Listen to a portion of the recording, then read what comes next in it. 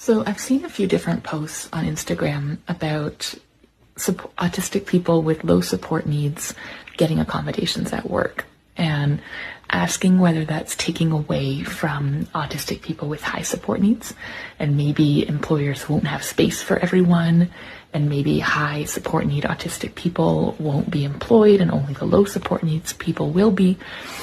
And I just wanted to share my thoughts on that as someone who is a low support needs autistic person and has a normal 9-to-5 job and has been through the accommodations process, because I think a lot of people think you just put in your demands and the employer gets really scared and gives you everything you ask for.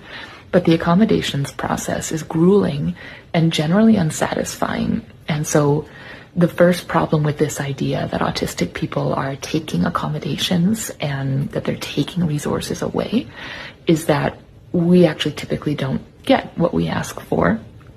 And when we do, it's often at the risk of our employment. So an autistic person who has low support needs might very well still need accommodations, often around sensory needs, like working in quieter environments, often looking for more flexibility in working arrangements, work from home, working hours, things that would allow the person to manage their energy from day to day.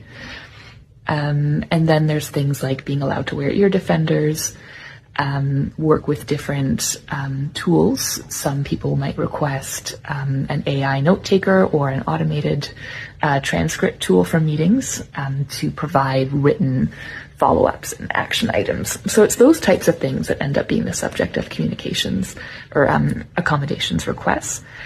And the first response that you typically get is no. It's just no. If you have a robust HR department, you might get a conversation.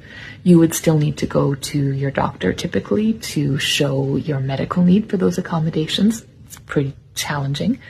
If you make it that far, then the employer would need to review your request, and they have the ability to come back and say that what you've requested is an undue hardship, because they don't have to accommodate you because you would like to be accommodated. They are required to accommodate in Canada to the point of undue hardship, which is the exact phrasing from the legislation, and it's intentionally vague. So all they have to do is show that accommodating you creates some kind of undue burden. Often it's something like, everyone wants to leave work early, so we can't let this one person leave work early because when they came in, the work environment was noisy and they ran out of energy.